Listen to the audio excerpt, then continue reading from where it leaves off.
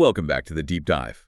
Today we are really getting into the weeds, tackling a class of hormones that are, well, absolutely essential for life, but also some of the most potent and, frankly, sometimes scary drugs we use. We're diving deep into corticosteroids. Absolutely. These are foundational molecules. I mean, they're constantly working behind the scenes, aren't they? Managing fluids, electrolytes, keeping the cardiovascular system ticking, controlling energy, and, critically, how we handle stress. Yeah, pretty much every field of medicine touches them. Endocrinology, rheumatology, critical care, you name it. If you want to really get a handle on modern medicine, you absolutely have to understand corticoids inside and out. Exactly. So our mission today really is to cut through that complexity you find in the textbooks. We want to go beyond just saying, oh, they're anti-inflammatory steroids. We need to drill down into the why, the molecular reasons, and the how, the clinical application, the enzyme interactions, the management pitfalls, basically give you that expert's view, that shortcut to really mastering this stuff. And you can't appreciate their power without looking back at their discovery. It sounds basic now, but back in the 19th century, figuring out that the adrenal glands were essential for life, that was huge. Take them out, the patient died. Simple as that. But isolating the active stuff took a while longer. Oh, yeah. It wasn't until the 1930s that people like Kendall managed to actually isolate these steroidal compounds from the adrenal cortex. That was the chemical breakthrough. And then the clinical bombshell dropped. That was 1949. Dr. Philip Hench gave cortisone to patients with really severe rheumatoid arthritis, and the effect was, well, almost immediate. Miraculous, people called it. Incredible. So incredible that Kendall, Reichstein, and Hench got the Nobel Prize the very next year, 1950. It completely changed how we thought about treating inflammatory diseases almost overnight. So just to be crystal clear, when we say corticosteroid or corticoid in this deep dive, what are we actually talking about? Right, good point. We're using the standard definition. It covers both the natural hormones made by the adrenal cortex, the glucocorticoids and the mineralocorticoids and all their synthetic cousins that we use as drugs. And they work mainly through two kinds of activity. Two mainstreams, yeah. Glucocorticoid activity, think metabolism, inflammation suppression, and mineralocorticoid activity that's all about salt and water balance. Okay, let's start right at the beginning. The source material really hammers home that this is all built on a specific chemical structure. That structure is the key. All corticoids are 21 carbon molecules. They're made in the adrenal cortex, and the starting block, surprisingly maybe, is cholesterol. Cholesterol. Yep, cholesterol. And they all share that core structure, the cyclopentanoperhydrophenanthrene nucleus. It sounds complex, but it's that classic four-ring steroid shape. That shape makes them fatty, lipophilic, lets them slip into cells and hit those specific receptors inside. And making them isn't just random chemical soup. It's tightly controlled by the HPA axis. Can you walk us through that control loop, the hypothalamo-pituitary-adrenal axis? Sure. Think of the HPA axis as the main control system. It starts high up in the hypothalamus, which releases CRH, corticotropin-releasing hormone. Okay. CRH travels just a short distance to the pituitary gland and tells it, okay, release ACTH, adrenocorticotropic hormone. And ACTH is the messenger that travels down to the adrenal glands. Exactly. ACTH hits the adrenal cortex, and that's the direct trigger. It says, right, time to make some steroids. How does ACTH actually make that happen inside the cell? It does two main things. First, it makes sure the raw material, cholesterol, is available. It boosts the transport of cholesterol into the mitochondria. That's where the first and rate-limiting step happens. Cholesterol gets converted to pregnenolone. Second, ACTH actually switches on or induces the specific enzymes needed to carry out all the subsequent chemical steps to turn pregnenolone into, ultimately, cortisol and aldosterone. Now, the source material points out something critical. These adrenal cells don't actually store much finished hormone. No, they don't. It's fascinating, really. They only keep tiny amounts on hand, which means the rate they release the hormone is completely dictated by the rate they make it. So they have to synthesize it on demand. Pretty much on demand. If you suddenly need a surge of cortisol for a stressful event, the adrenal gland can't just open a storage tank. It has to ramp up production almost instantly. The speed of synthesis is the speed of release. And the whole system has brakes built in, right? Negative feedback. How does it stop itself from overproducing? The negative feedback, it's elegant. The circulating corticosteroids themselves, cortisol, or the synthetic drugs we give, act as the brakes. When levels get high enough, they signal back mainly to two places. The pituitary and the hypothalamus. Exactly. They inhibit ACTH release from the pituitary, and they also inhibit CRH production way back up in the hypothalamus. It's a closed loop that keeps everything in balance, normally. Let's put some numbers on that normal balance. What are the typical daily production rates? Yeah, these are good baseline figures to know for clinical context. The main glucocorticoid, hydrocortisone, which we usually just call cortisol, we make about 10 to 20 milligrams a day. Okay. And interestingly, it's not a steady trickle. Almost half of that daily total gets released in the early morning hours. That's our natural wake-up surge. And then there's aldosterone, the mineralocorticoid. That's a different scale altogether. Hugely different. Aldosterone secretion is tiny in comparison. We're talking about 0.125 milligrams a day, maybe 125 micrograms. Wow. 10, 20 milligrams versus 0.125 milligrams. Yeah, like a 160-fold difference. It really highlights how incredibly sensitive the mineralocorticoid receptors must be to aldosterone compared to the glucocorticoid receptors dealing with all that cortisol. Okay, so we have this tightly regulated system, but there's one thing that can just blow past that negative feedback. Stress. Stress is the override switch. Doesn't matter if it's surgery, a bad infection, emotional trauma, any major noxious stimulus. The body basically says, forget homeostasis, we need to survive this. So it kicks the HPA axis into high gear. Absolutely. The stress response activates the whole HPA axis, overriding the negative feedback, and just floods the system with corticoids. It's preparing the body to withstand whatever assault is happening. And that massive stress-induced surge is essentially what we're trying to mimic when we give high-dose steroids therapeutically in emergencies. Okay, so these hormones are released, they circulate, and they have these widespread effects keeping us stable. Mm-hmm. But I want to pick up on that idea of permissive action mentioned in the source. It's a neat concept. It really is. Permissive action basically means the steroid doesn't cause the effect itself, but it has to be present for other hormones or systems to work properly. It's like an essential cofactor. Like enabling something else. Exactly. The classic example is blood pressure. Adrenaline and noradrenaline, the catecholamines, cause blood vessels to constrict, right? But that pressor effect is seriously weakened if you don't have corticosteroids around. So the steroids permit the catecholamines to work effectively. Precisely. You can't mount a proper vasoconstrictive response without them. It's like they prime the system. They do the same for other hormones too, lipolytic hormones, thyroid hormones, growth hormones. They make the target tissues more responsive. Without corticoids, the whole endocrine orchestra is sort of muted. Okay, let's focus first on the mineralocorticoid side. Aldosterone. Its main job sounds absolutely vital. It is life-sustaining, no question. Aldosterone's main role is managing salt and water, primarily in the kidney. Its key site of action is the distal part of the nephron, the distal convoluted tubule, and the collecting duct. And what does it do there? It powerfully ramps up the reabsorption of sodium ions, Nu+, from the tubular fluid back into the blood. And crucially, this sodium reabsorption is coupled with increased excretion of potassium, K+, and hydrogen ions, H+, into the urine. So it holds on to salt, gets rid of potassium and acid. In essence, yes. It maintains blood volume via sodium, keeps potassium levels in check, and helps regulate acid-base balance all in one go. Which underlines why they're essential. What happens if this system fails, like in Addison's disease? Failure is catastrophic. Without aldosterone, the kidney loses its ability to reabsorb sodium effectively. You just start pouring salt out in the urine. And the body tries to compensate. Yeah, it tries to hold on to water, but without the salt, you end up with dilutional hyponatremia, low sodium concentration, because there's too much free water relative to salt. And that's just the start of the downward spiral. Right. The ongoing salt loss means blood volume shrinks. The blood gets thicker, more concentrated hematocrit goes up. And because that sodium-potassium exchange is broken, potassium builds up in the blood, severe hyperkalemia. Plus, you can't excrete hydrogen ions properly, so you get metabolic acidosis. So low sodium, low volume, high potassium acidosis. It all leads inevitably to circulatory collapse, shock, and death if it's not treated rapidly. It really shows you mineralocorticoids are non-negotiable for survival. Let's get into the nuts and bolts. How does aldosterone actually do this at the molecular level? Because the effect isn't instant, is it? There's a delay. That delay is the big clue. It tells you it's gene-mediated.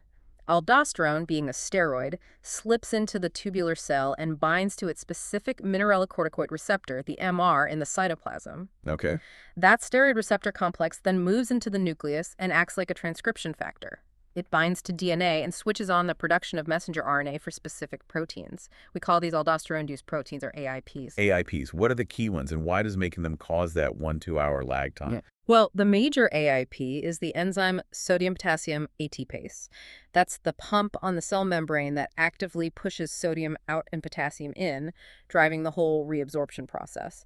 Aldosterone also induces the synthesis of parts of the sodium channel itself, the amiloride-sensitive Na+ channel on the other side of the cell. So it has to build a machinery first. Exactly. It takes time to transcribe the genes, translate the mRNA, and assemble these new protein pumps and channels. That's why there's a latency of about 1 to 2 hours before you see the full effect on salt and water transport kick in. Now, when we use steroids therapeutically, especially the less selective ones, we can run into problems with too much mineralocorticoid effect. Absolutely. If you have too much aldosterone action, either from disease or from drugs like hydrocortisone or fludrocortisone, you get the predictable consequences. Sodium and water retention, leading to edema, puffiness, and increased blood pressure, potentially hypertension. And the potassium and acid effects. Because you're excessively excreting potassium and hydrogen ions, you develop hypokalemia, low potassium, and metabolic alkalosis. This is a major factor when choosing which synthetic steroid to use, especially long-term. You have to weigh up that mineralocorticoid baggage. And this aldosterone connection goes beyond just the kidneys, doesn't it? It's implicated in heart failure, too. That's a really important link clinically. We now know aldosterone does more than just regulate volume. In heart failure, it actually contributes to the disease process itself by promoting harmful changes in the heart muscle. How so? It drives myocardial fibrosis, scarring of the heart tissue. This makes the heart stiffer, less efficient, and contributes directly to the worsening of congestive heart failure. That's why aldosterone antagonists, drugs that block the AMARA receptor, are now a standard part of CHF treatment. They're not just diuretics, they're protecting the heart muscle itself. Okay, let's switch gears now to the glucocorticoids. Cortisol and its synthetic relatives. These are the heavy hitters when it comes to metabolism. Let's start with carbs and proteins. It seems a bit contradictory, building up in one place, breaking down elsewhere. It does seem that way, but it's location dependent. In the liver, glucocorticoids are actually anabolic for glycogen. They encourage the liver to store glucose as glycogen. They promote storage in the liver. Yes, they induce the enzyme glycogen synthase, and critically, they ramp up gluconeogenesis. That's the process of making new glucose from other sources, like amino acids. This effect is so consistent, hepatic glycogen deposition was actually used historically as a lab test to measure a steroid's potency. But outside the liver, it's a completely different story. Completely different. In peripheral tissues, muscle, fat, lymphoid tissue, glucocorticoids are strongly catabolic. They break things down. They actively block peripheral tissues from taking up and using glucose, which leads to insulin resistance. So more glucose pumped out by the liver, less taken up by the muscles. That combination inevitably leads to high blood sugar, hyperglycemia. It's the classic steroid diabetes picture. And the protein breakdown. This is where we start seeing some of the classic side effects visually, isn't it? Absolutely. Glucocorticoids cause proteins in peripheral tissues to be broken down, mobilizing amino acids.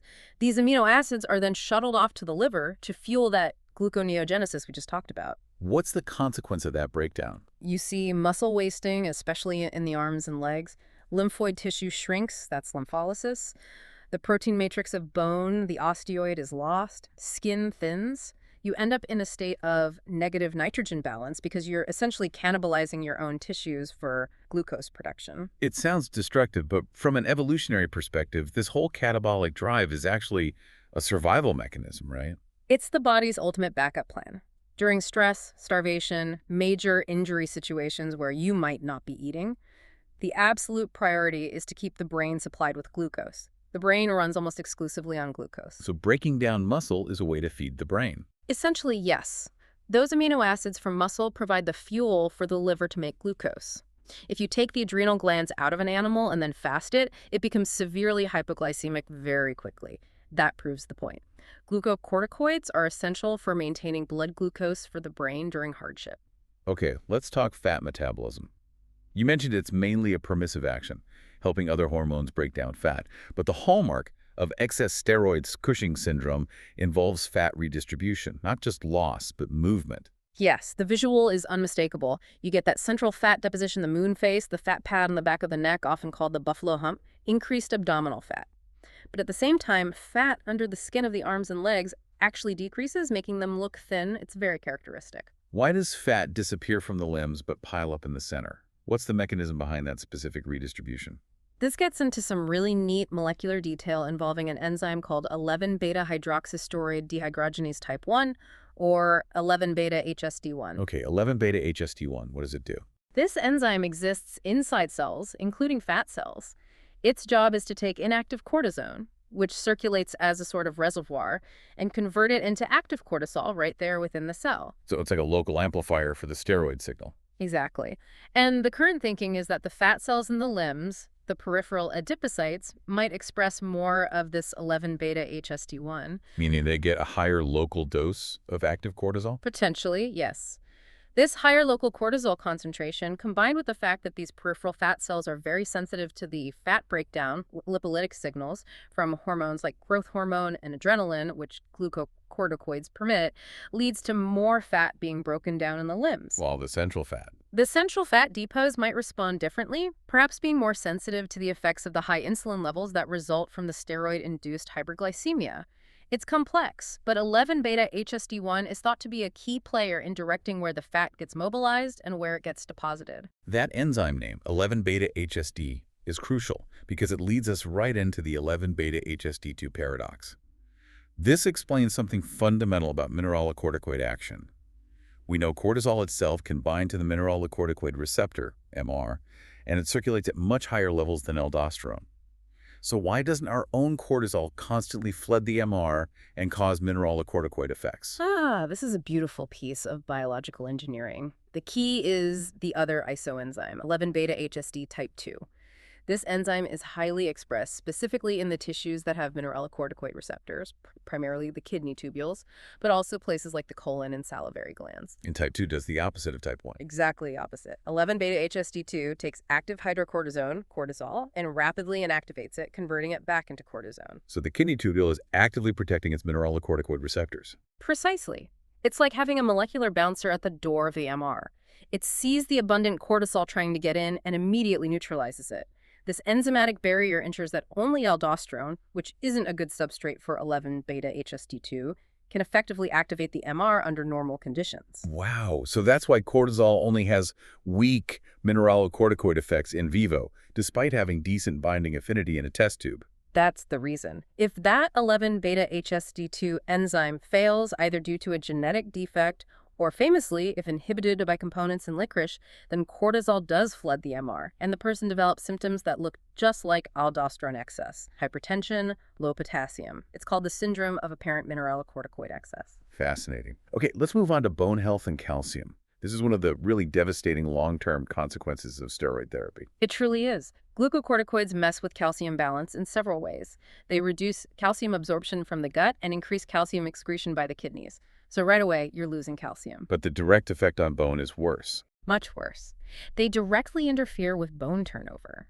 They suppress the cells that build bone, the osteoblasts, reducing the formation of that protein matrix, the osteoid. At the same time, they seem to increase the activity of the cells that break down bone, the osteoclasts. Thus building more demolition. That's the perfect summary. It leads inevitably to a negative calcium balance and loss of bone mass, osteoporosis. And it preferentially hits the spongy bone vertebrae, ribs.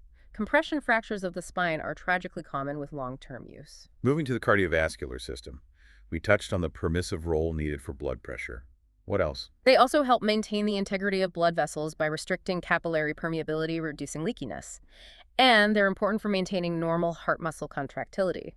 As we said, without them, the response to adrenaline and angiotensin is blunted. So if you have adrenal insufficiency, you get low cardiac output, poor vasoconstriction, add in the lack of mineralocorticoids causing volume depletion, and it's a recipe for cardiovascular collapse. And effects on the brain, the central nervous system. We often hear about mood changes. Yes, CNS effects are quite common with pharmacological doses. Many patients initially feel a sense of mild euphoria, maybe increased energy or alertness. It's a direct effect. But it can go sideways. It definitely can. That initial euphoria can sometimes escalate into hypomania, agitation, anxiety, insomnia, or conversely, it can swing the other way into profound depression, even psychosis in susceptible individuals. You see, the flip side, in Addison's disease, patients lacking cortisol are often quite apathetic, withdrawn, depressed. What about basic neuronal function? They seem to maintain normal sensory perception, taste, smell, hearing, and general neuronal excitability. However, high doses have an interesting effect. They can actually lower the seizure threshold. Meaning they make seizures more likely. Potentially, yes. So you have to be cautious using high-dose steroids in someone with a known history of epilepsy. And one last critical systemic action before we get to inflammation. The lungs, especially in newborns. Ah, yes, fetal lung maturation. This is a hugely important therapeutic use. Near the end of pregnancy, glucocorticoids play a crucial role in getting the fetal lungs ready for breathing air. How do they do that? They promote both structural development and, critically, stimulate the production of pulmonary surfactant. Surfactant is that soapy lipoprotein mix that coats the inside of the air sacs, the alveoli. It reduces surface tension, preventing the alveoli from collapsing when the baby exhales. Without enough surfactant, you get respiratory distress syndrome. Which is why we give steroids to mothers threatening premature labor. Exactly. Giving the mother steroids helps accelerate that final lung maturation process in the fetus, dramatically reducing the risk and severity of respiratory problems if the baby is born early. It's a lifesaver. Okay, now we arrive at the reason these drugs are used so widely. They're incredibly potent anti-inflammatory and immunosuppressive effects. It seems like they hit inflammation from every angle. They really do, and it's non-specific suppression. Doesn't matter what caused the inflammation, infection, injury, autoimmune attack, glucocorticoids will dampen it down. They work at all stages. Like reducing the initial swelling and redness? Yes, they decrease capillary permeability, so less fluid leaks out into the tissues, less local exudation, less swelling. They also inhibit the movement of inflammatory cells, neutrophils, macrophages, into the area, so less cellular infiltration and less phagocytosis. And they affect the later stages too, like healing. They do. They suppress fibroblast activity, reduce collagen deposition, and minimize scar formation. This can be good if you want to prevent, say, excessive scarring in the eye, but it can also impair normal wound healing elsewhere. It sounds almost too good to be true. What's the catch? Because there's always a catch with steroids. The huge catch is that they are purely palliative. They mask the signs of inflammation brilliantly, but they do absolutely nothing to fix the underlying cause. So they just hide the fire, they don't put it out. Exactly. And worse than that, by crippling the body's defensive cells, they actually make it harder to fight off infections. They can allow a localized infection to spread, sometimes dramatically. Using steroids is always a balancing act between controlling damaging inflammation and suppressing necessary defenses. Let's dive into how they do this at the cellular and molecular level.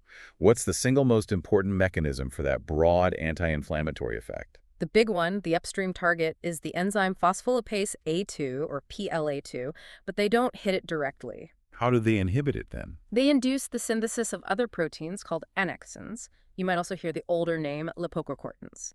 These annexins are produced in key inflammatory cells like macrophages, endothelial cells, and fibroblasts in responding to the steroid signal. And the annexins are what, block PLA2? Yes, annexins bind to phospholipids in a way that inhibits PLA2 activity.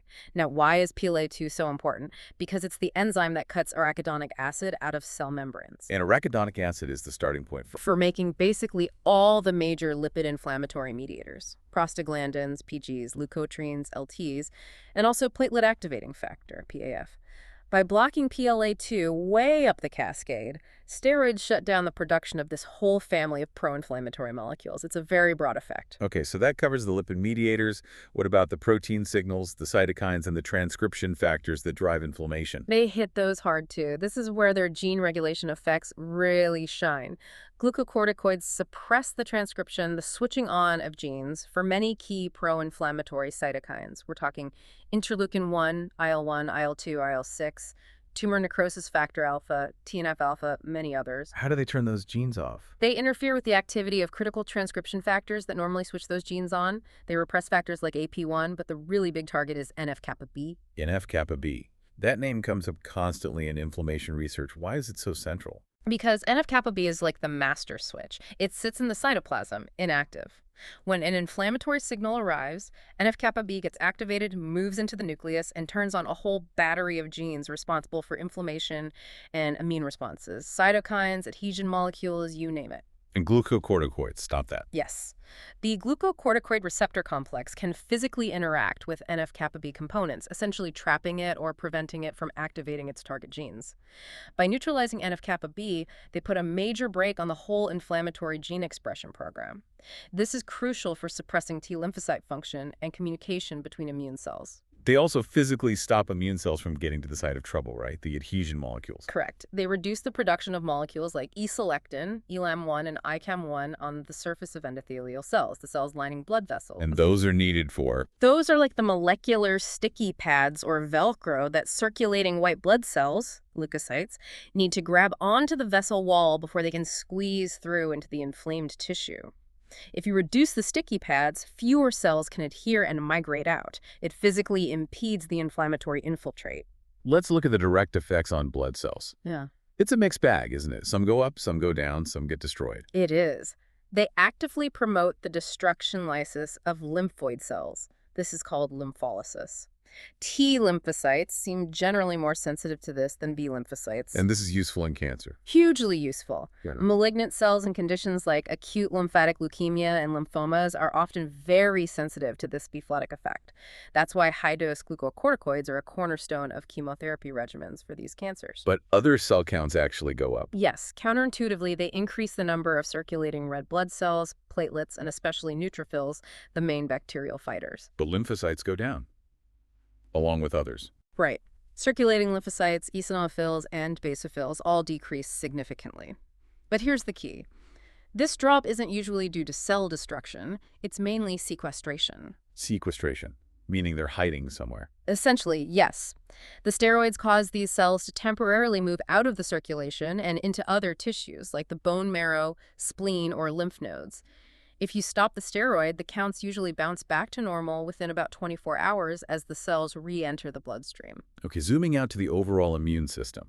When we talk about suppressing immunity for autoimmune disease or transplants, where do steroids have the biggest impact? Is it on antibody production or on T-cell immunity? They definitely have a much greater suppressive effect on cell-mediated immunity, or CMI. That's the branch of immunity primarily driven by T lymphocytes. And CMI is involved in things like graft rejection after an organ transplant, delayed hypersensitivity reactions like the reaction to a TB skin test, and fighting intracellular pathogens. At typical therapeutic doses, steroids hit CMI much harder than they suppress antibody production by B cells or the complement system. And that's why they're so useful in transplants and autoimmune diseases. Exactly. Many autoimmune diseases are thought to be driven by aberrant T-cell responses, and transplant rejection is a classic CMI phenomenon. Their ability to preferentially suppress T cells is central to their use in these conditions. We've mentioned a few times that these effects take time because they involve changing gene expression. Can you just recap the basic receptor mechanism that dictates this? Sure, it's the classic steroid hormone pathway. Being fatty, lipophilic, the corticosteroid easily diffuses across the cell membrane. Inside the cell, it finds and binds to its specific high-affinity receptor in the cytoplasm, the glucocorticoid receptor, or GR. And that binding activates the receptor. Yes, binding causes a conformational change, activating the receptor complex. This complex then travels, or translocates, into the nucleus. Once inside the nucleus, it seeks out specific DNA sequences called glucocorticoid response elements, or GREs, located near target genes. And binding to the GREs is what changes gene activity. Right. Binding to GREs allows the receptor complex to either increase or decrease the rate of transcription of those nearby genes into messenger RNA.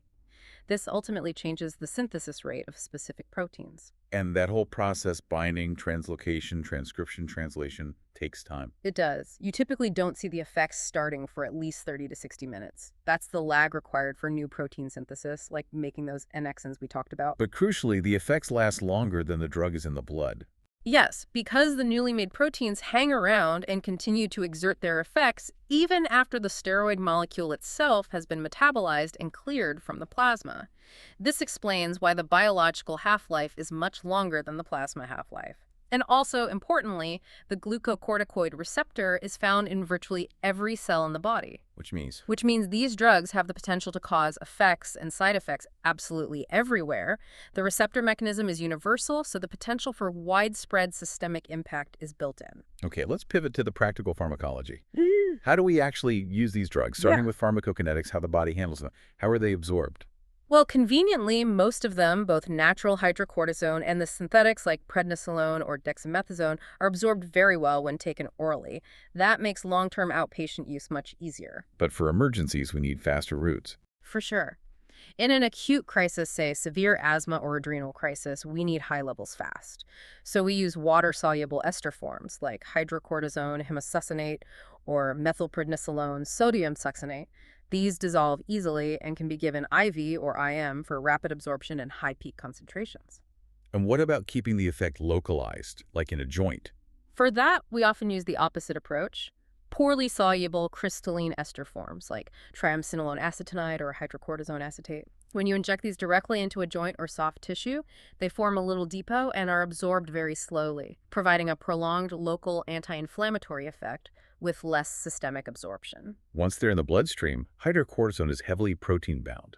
What does that mean for its activity? Yeah, about 90% of circulating hydrocortisone is bound to plasma proteins. Most of it binds very tightly to a specific protein called transportin, or corticosteroid binding globulin, CPG. A smaller amount binds more loosely to albumin. And only the free fraction is active. Correct. Only the unbound, free 10% can actually leave the circulation, enter cells, and bind to receptors. The protein-bound portion is essentially an inactive reservoir. So what happens if something causes transportin levels to go up? Like pregnancy, or maybe someone taking estrogen-containing oral contraceptives. That's a classic clinical scenario. When transportin levels rise, it binds more cortisol, so the total measured cortisol level in the blood goes up significantly. It looks like the person has Cushing's. But they don't feel Cushingoid. Usually not, because the free active cortisol level often remains relatively normal. The extra transportin just mops up more cortisol, but the equilibrium adjusts to keep the free concentration fairly stable. So you have to be careful interpreting total cortisol levels in those situations. How are they broken down and removed? And are there important drug interactions we need to worry about? They're primarily metabolized in the liver by the microsomal enzyme system, the P450 enzymes. They undergo various reactions like reduction, hydroxylation. The resulting inactive metabolites are then conjugated, usually with glucuronic acid, to make them water-soluble for excretion in the urine. And the half-life? The plasma half-life of hydrocortisone itself is quite short, only about 90 minutes. But remember, the biological effect lasts much longer because of that gene-mediated mechanism. What about interactions? Drugs that speed up metabolism? Yes, this is clinically very important. Drugs that are potent inducers of liver microsomal enzymes. Classic examples are phenobarbital, phenytoin, rimpicin can significantly speed up the breakdown of corticosteroids like hydrocortisone, prednisolone, and dexamethasone. Meaning the steroid won't work as well. Exactly. If a patient is stabilized on a certain dose of steroid and then starts taking an enzyme inducer like phenytoin for seizures, the steroid will be cleared faster, its levels will drop, and its therapeutic effect will decrease. You might need to substantially increase the steroid dose to compensate. Now, synthetic steroids basically took over from using hydrocortisone or cortisone clinically. Why? What did the chemists achieve? They were looking for improvements. More potency, longer duration of action, and crucially, better selectivity, meaning more glucocorticoid bang for less mineralocorticoid buck to reduce those salt and water side effects. And they found ways to tweak the molecule. Oh yeah. Small chemical modifications to that basic steroid nucleus can have big effects. One key modification mentioned in the source is adding a fluorine atom, particularly at position 9 or sometimes position 6. Fluorination is a reliable way to dramatically increase glucocorticoid potency. Think of drugs like dexamethasone or fludrocortisone. Let's run through the main players using that relative activity table, maybe grouping them by how long their effects last, their biological half-life, starting with the short-acting ones, less than 12 hours. That's really just hydrocortisol itself. It's our baseline. We define its relative glucocorticoid activity, GA, as 1, and its mineralocorticoid activity, MA, also as 1. The standard equivalent anti-inflammatory dose is considered 20 milligrams. Good for replacement, good for IV use when you want rapid on-off. Okay, then the intermediate acting group, biological half-life, 12 to 36 hours. These are the workhorses, right? These are the mainstays for oral therapy. Prednisolone is the classic. It's about 4 times more potent as a glucocorticoid, GA4, than hydrocortisone, and its mineralocorticoid activity is slightly less, MA 0.8. Its equivalent dose is 5 milligrams. And methylprednisolone. Very similar. Slightly more potent glucocorticoid, GA5, maybe a bit less mineralocorticoid effect, MA 0.5. Equivalent dose 4 milligrams, often used IV as well. Then there's triamcinolone in this group. It stands out. It does. Yeah. Same glucocorticoid potency as methylprednisolone, GA5, but the key difference is it has essentially 0 mineralocorticoid activity, MA 00. Equivalent dose 4 milligrams. Why is that 0 MA so significant? It means you get the anti-inflammatory and immunosuppressive effects without worrying about the drug causing salt retention, edema, or raising blood pressure.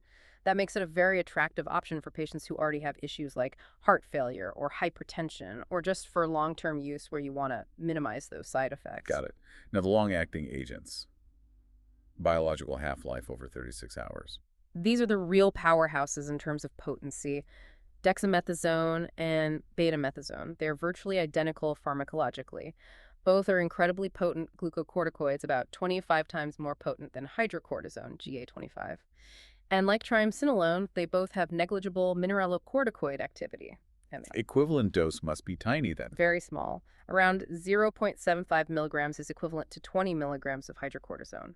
Their long duration means they stick around for a long time, which makes them great for certain uses like suppressing the HPA axis overnight in diagnostic tests or treating cerebral edema where you want sustained effect, but it also makes them unsuitable for alternate day therapy regimens. We should also quickly mention the drugs where the mineralocorticoid effect is the main thing. Right. The key one used clinically is fludrocortisone. It's taken orally. It actually still has significant glucocorticoid potency, GA10, so half as strong as hydrocortisone, but its mineralocorticoid effect is massive, MA150. It's the go-to drug when you need to replace aldosterone activity, like in Addison's disease or certain forms of CAA. And others. DOCA, aldosterone itself. DOCA, desoxycorticosterone acetate, was used historically mainly as an implant. It's pure mineralocorticoid, GA0, MA100, but less convenient than oral fludrocortisone. Aldosterone itself, despite being the most potent natural mineralocorticoid by far, MA around 3,000, isn't used systemically because it's broken down too quickly in the liver after oral absorption. Lastly, a quick word on deflazacort. It's mentioned as potentially better for kids. Yeah, deflazacort is an interesting one. It's an oxazoline derivative of prednisolone. It's perhaps slightly less potent than prednisolone, also has minimal mineralocorticoid activity. The main claim to fame, or hope, is that some studies suggest it might cause less growth retardation in children compared to equivalent anti-inflammatory doses of other steroids like prednisolone. That makes it an important option to consider in pediatric rheumatology, for instance, though the evidence is still debated. All right, let's put this pharmacology into practice. Clinical applications. Yeah. Starting with replacement therapy when the body isn't making enough of its own steroids. First, the absolute emergency. Acute adrenal insufficiency. This is a life or death situation. The patient is often in shock. Treatment needs to be immediate and aggressive. You hit them hard with IV corticosteroids, usually a bolus of 100 milligrams of hydrocortisone, or maybe 4 head 8 milligrams of dexamethasone, followed by a continuous infusion. And fluids are critical too. Absolutely essential. They're profoundly volume depleted. So rapid infusion of isotonic saline, often with glucose added, is crucial. But there's a caveat. What's that? Patients in adrenal crisis can't handle a water load properly initially. Their ability to excrete free water is impaired. So while giving fluids, you have to monitor carefully, often using central venous pressure monitoring to avoid fluid overload until the steroids kick in and restore normal fluid handling. Okay, that's the crisis. What about managing chronic adrenal insufficiency, Addison's disease, long-term? For maintenance, the goal is to mimic the body's natural rhythm. So typically, oral hydrocortisone is given, usually in divided doses, maybe 2/3 of the total daily dose, say 15-20 milligrams in the morning, and 1/3, say 5-10 milligrams in the late afternoon or early evening. To replicate that morning surge. Exactly, and you adjust the dose based on clinical response and sometimes monitoring. If the patient still shows signs of salt wasting, like low blood pressure, salt craving, then you need to add a mineralocorticoid, and that's almost always oral fludrocortisone, maybe 0.05 to 0.1 milligrams daily. Let's tackle congenital adrenal hyperplasia, CAH. It's complex. What's the underlying problem and the treatment goal? The most common form of CAH is due to a deficiency in the enzyme 21-hydroxylase. This enzyme is needed to make both cortisol and aldosterone. So if it's deficient, you can't make those hormones properly. And the lack of cortisol triggers something. Yes, the low cortisol level means there's no negative feedback to the pituitary. So the pituitary pumps out massive amounts of ACTH, trying to get the adrenal gland to work. But the adrenal can't make cortisol. Right. But the high ACTH does stimulate the pathways that are still open. All those steroid precursors get shunted down the pathway that makes androgens, weak male hormones.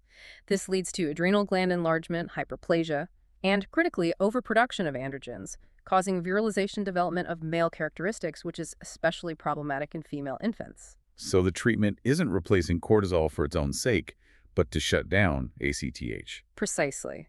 The goal of treatment is to give just enough glucocorticoid, usually hydrocortisone, to provide negative feedback to the pituitary, suppress the excessive ACTH release, and thereby start the overproduction of androgens. The dosing has to be constant. Yes, because you need to keep that ACTH suppressed around the clock, the hydrocortisone is typically given in 3 divided doses throughout the day and night. Sometimes fludrocortisone is also needed if there's significant salt wasting due to aldosterone deficiency. Okay, that's replacement.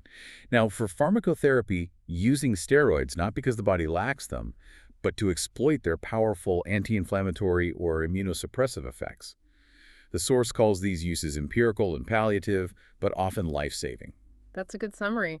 The list of conditions where we use them this way is enormous. In the truly life-saving category, you've got severe allergic reactions, like anaphylaxis. Though adrenaline is still first line there, right? Absolutely. Adrenaline acts in seconds, steroids take hours. But steroids are crucial backups to prevent delayed reactions. They're also vital in managing various forms of shock, though the exact role in septic shock has evolved, and in treating severe systemic autoimmune diseases that are threatening organs, things like lupus nephritis or polyarteritis nodosa. And cerebral edema, swelling in the brain. Indispensable, especially for edema around brain tumors or after neurosurgery. And here, the preferred agents are dexamethasone or betamethasone. Why those specifically? Because they have zero mineralocorticoid activity. The last thing you want when trying to reduce swelling in the confined space of the skull is a drug that causes salt and water retention. So their lack of MA is a major advantage there. What about arthritis? When are systemic steroids justified? Generally, their role is limited. They might be used for severe active flare-ups of rheumatoid arthritis that aren't controlled by other drugs, or sometimes for acute exacerbations of osteoarthritis. They aren't recommended for chronic management of gout. Is injecting directly into the joint better? Intra-articular injection can be very effective for relieving inflammation in one or a few joints, delivering a high concentration locally with less systemic risk. But you can't do it too often, as repeated injections might actually damage the joint cartilage over time. Inflammatory bowel disease, Crohn's, ulcerative colitis. Yes, steroids are mainstays for inducing remission during acute flares.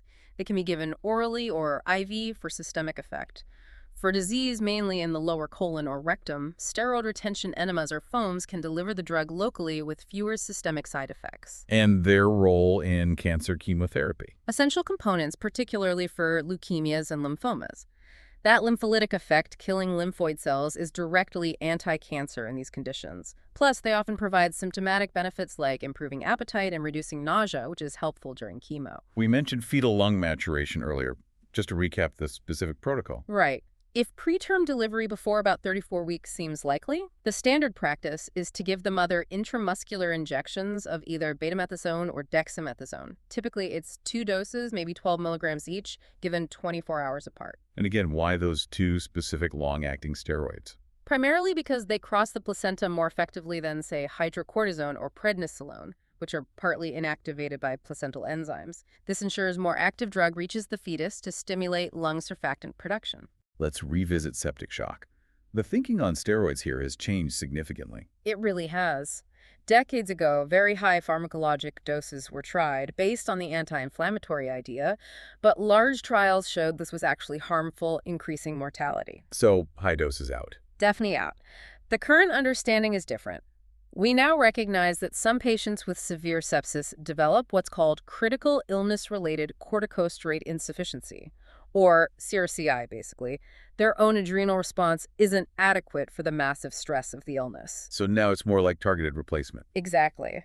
Current guidelines suggest considering low-dose intravenous hydrocortisone, maybe 200 milligrams per day, often as a continuous infusion or divided doses, only in septic shock patients who remain unstable despite adequate fluid resuscitation and vasopressor drugs, like noradrenaline. It's not routine. It's reserved for refractory shock, potentially addressing that relative adrenal insufficiency. Before we get dragged into the mire of side effects, we absolutely must cover the essential safety protocols, the rules of the road for using these powerful drugs. These are non-negotiable for safe practice. The first few are reassuring. A single dose of steroid, even a big one, is almost never harmful. A short course, meaning less than, say, 2 or 3 weeks even at high doses, is also usually well tolerated and unlikely to cause major long-term problems. Think of a Medrol dose pack for poison ivy. But the danger comes with duration. That's the absolute key. Long-term use is always hazardous. Always. The goal must always be to use the lowest dose that effectively controls the condition for the shortest possible time. Minimize exposure. And the most critical rule regarding stopping the drug. Never, ever stop corticosteroids abruptly if the patient has been taking them for more than 2 to 3 weeks, or sometimes even shorter periods at very high doses. Why is abrupt withdrawal so dangerous? 2 major risks. First, you can precipitate acute adrenal insufficiency. The patient's own HPA axis has been suppressed by the external steroids, their adrenal glands have shrunk, atrophied, and they simply can't make their own cortisol when the drug is suddenly removed. This can lead to collapse and death. And the second risk? A severe, sometimes life-threatening flare-up or relapse of the underlying inflammatory or autoimmune disease that the steroid was treating. The disease comes roaring back when the anti-inflammatory brake is suddenly released. So withdrawal must always be gradual. Tapering. Always slow tapering if the duration has been significant. We'll talk more about how to taper later. Okay, another crucial safety point. What do you do if a patient who is already on chronic steroid therapy encounters a major stress? Like it's a bad infection, needs surgery, has a car accident. This is where you have to think physiologically. That patient's own stress response is blunted because their HPA axis is suppressed by the ongoing therapy. They cannot naturally increase their cortisol output to cope with the stress. So you can't stop the steroid. Absolutely not. In fact, you have to do the opposite. During periods of significant stress, the steroid dose must often be increased, sometimes substantially, often back to high stress doses, like IV hydrocortisone 100 milligrams every 6 to 8 hours to cover the body's increased needs during that stressful period. Forgetting this stress cover can be fatal. Okay. And lastly, a quick mention of their diagnostic use. Right, the dexamethasone suppression test. This is a key tool for diagnosing Cushing's syndrome, excess cortisol. Dexamethasone is used because it's a potent glucocorticoid that strongly suppresses pituitary ACTH release in normal individuals. And it doesn't interfere with the test measurement. Correct. Dexamethasone itself and its metabolites aren't measured by the standard cortisol assays.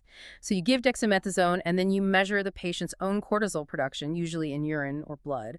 Failure to suppress cortisol production after dexamethasone points towards Cushing's syndrome, helping differentiate its cause. All right, inevitably, we have to confront the dark side, the adverse effects. These are essentially the predictable consequences of having too much glucocorticoid or mineralocorticoid activity for too long. Let's start with the mineralocorticoid effects, maybe less common now with the more selective drugs, but still relevant. Yeah, if you're using hydrocortisone long-term, or especially fludrocortisone for replacement, you can definitely see the effects of too much mineralocorticoid action. That means sodium and water retention, leading to peripheral edema, puffiness. And blood pressure, potassium. Blood pressure tends to rise, potentially causing or worsening hypertension. And because you're losing potassium in the urine, you can get hypokalemia, sometimes leading to muscle weakness or arrhythmias. Plus, the hydrogen ion loss can cause a metabolic alkalosis. This is why choosing drugs like prednisone, methylprednisolone, or dexamethasone, which have less or no MA, is often preferred for long-term anti-inflammatory use. Okay, now the big list. The glucocorticoid side effects, these are the ones that really limit long-term therapy. Let's start with the physical appearance changes. The classic Cushingoid appearance, or Cushing's habitus, it develops gradually with chronic exposure. You get the rounding of the face, the moon face, fat accumulation between the shoulder blades, the buffalo hump, increased fat around the trunk, the abdomen central obesity. While the limbs get thinner. Exactly. Thin arms and legs due to muscle wasting and loss of subcutaneous fat. The skin also becomes very thin, fragile, bruises easily.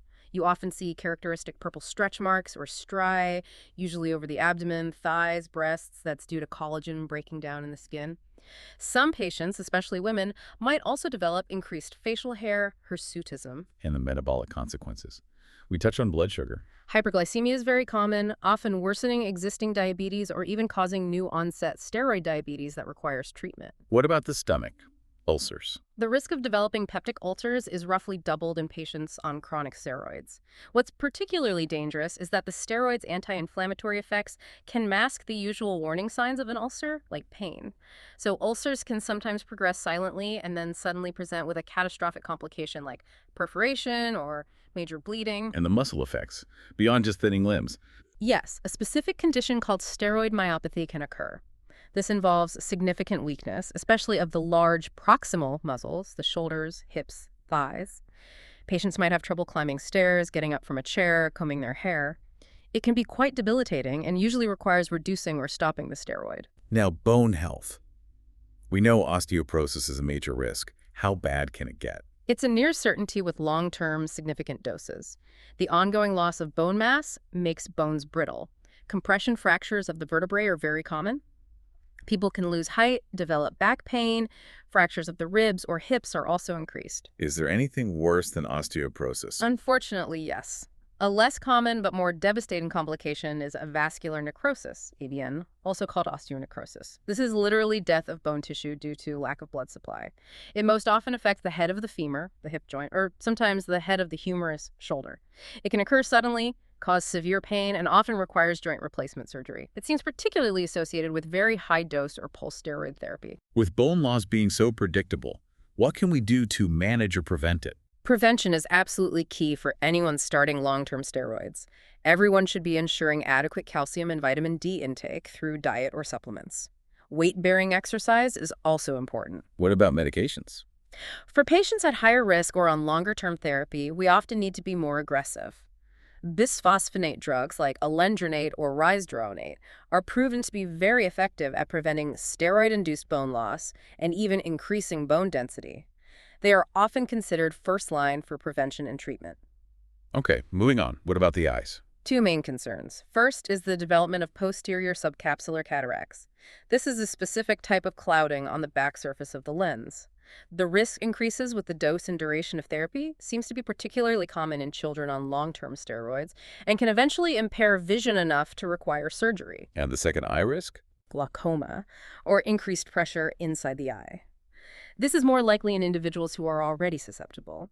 It can happen with long-term systemic steroids, but it's perhaps an even greater risk with prolonged use of corticosteroid eye drops, which people might use for eye inflammation.